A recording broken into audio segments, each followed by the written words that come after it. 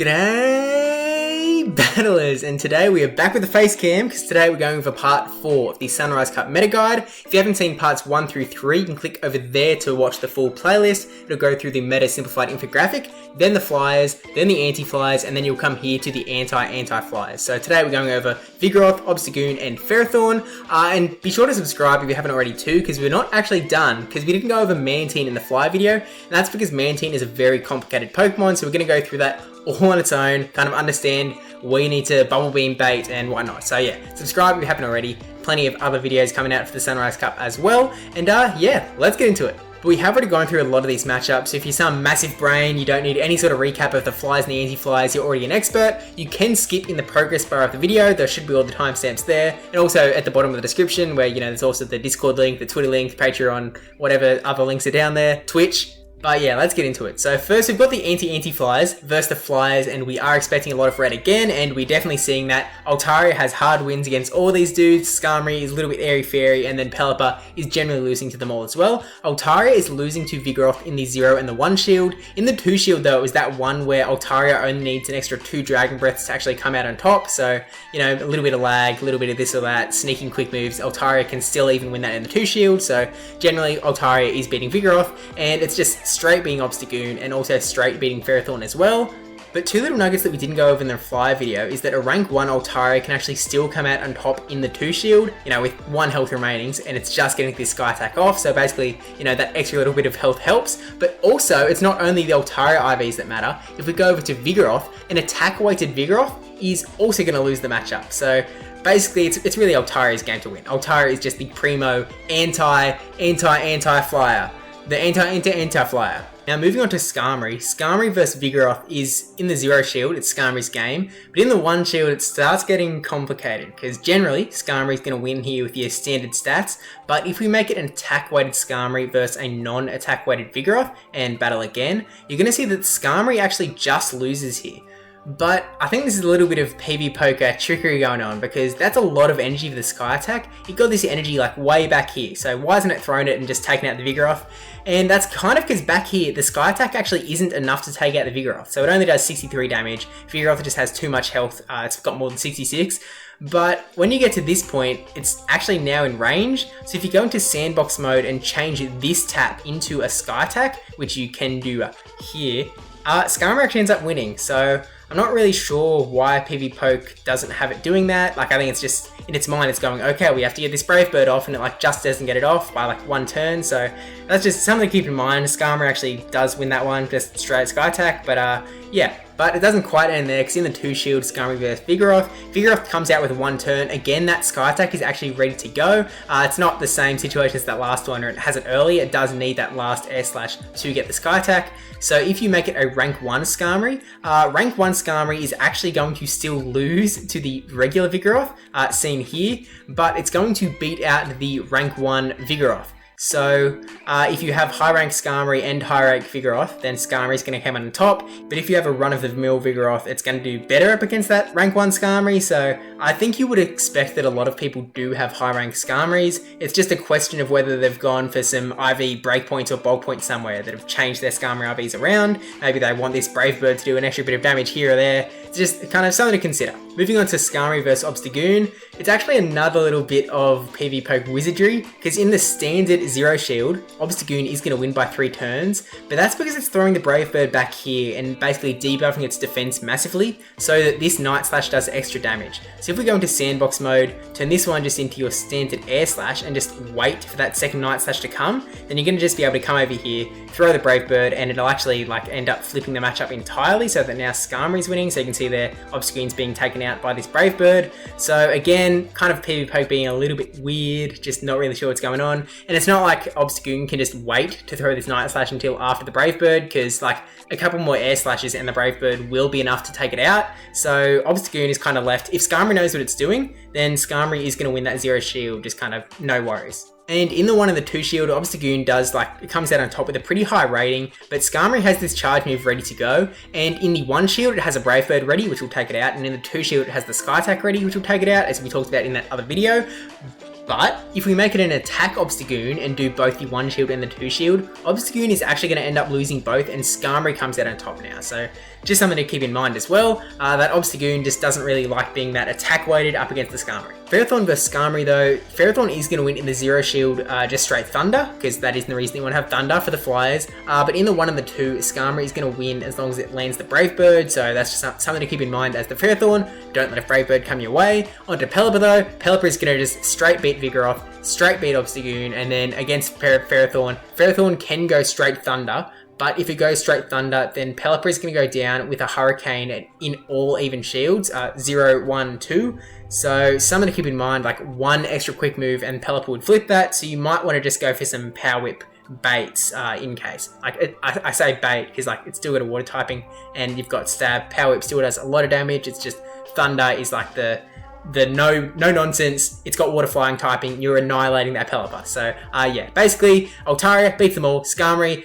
a little bit all over the shop with all of them, kind of is good against Ferrothorn though, as long as you land the Brave Bird again, and Pelipper also does a pretty good time, it's just going to lose to that Ferrothorn. So in the end, Ferrothorn is kind of coming out on top as the primo anti-flyer, so cool. But moving on to the Anti-Fliers, which these are the dudes that we're supposed to see a lot of green here. Up against Galarian Stunfisk first. Vigoroth like hard wins against Stunfisk, can even go straight Body Slam in the 1 shield, so like it's got it, no Bulldoze required. Obstagoon, similar story, just hard wins all shields. Ferrothorn vs Stunfisk has a little bit of IV magic, so going in the general 1 shield, just standard stats, Ferrothorn comes out on top like barely, like this Rock Slide's ready to go, doesn't quite take it out, would need 1 Mud Shot and then throw the Rock Slide to take out the Ferrothorn.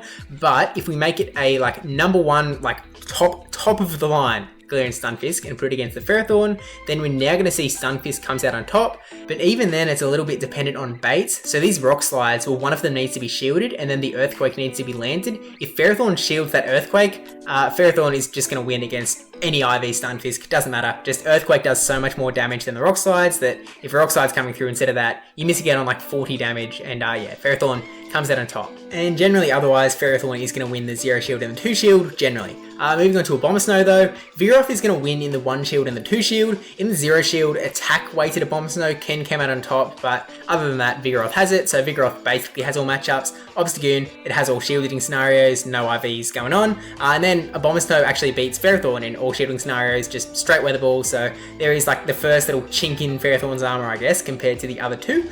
Moving on to Swampert now. So Swampert wins the 0 shield, Vigoroth wins the 2 shield, so who's the decider in the 1 shield?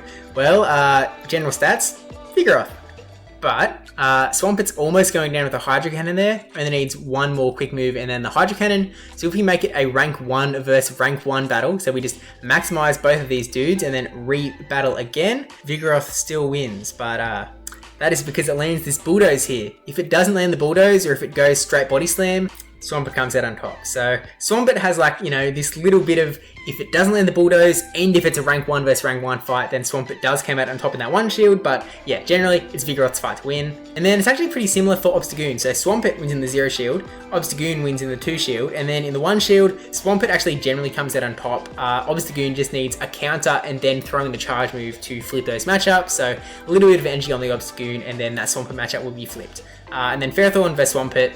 Again, you can probably guess what happens. It is a water ground type, and both of those typings are weak to grass. So yeah, straight Power Whip and Swampert is gone. Unless, I mentioned in that last part, if Swampert goes 2 shields, 2 Ferrothorn 0 shields, then yeah, Swampert can win. And please, if anyone does that, please send it to me because I really want to see that. And then Vigoroth vs Wigglytuff is that one that I was dreading in the previous part, so it is a little bit complicated. So jumping over to PvP in the general matchups here, we're seeing Wigglytuff just came out on top by 1 turn. Vigoroth does have a Body Slam ready to go, but that is the general in the 1 shield. A rank 1 Vigoroth though had this extra 3 HP, so it's actually able to get that Body Slam off and take out the Wigglytuff. And then if you go to an attack weighted Wigglytuff, it still loses, even though it does an extra 1 damage with the charms. The extra 2 damage that Vigoroth is now doing with each of these counters just adds up to way more damage than that charm adds up to, and does take out the Vigoroth again, take out the Wigglytuff, sorry, with only 3 HP remaining. So yeah, in the end, it's kind of, I'd probably side with Vigoroth for the most part, just because there's more kind of IV paths to victory, but still is very much anyone's game.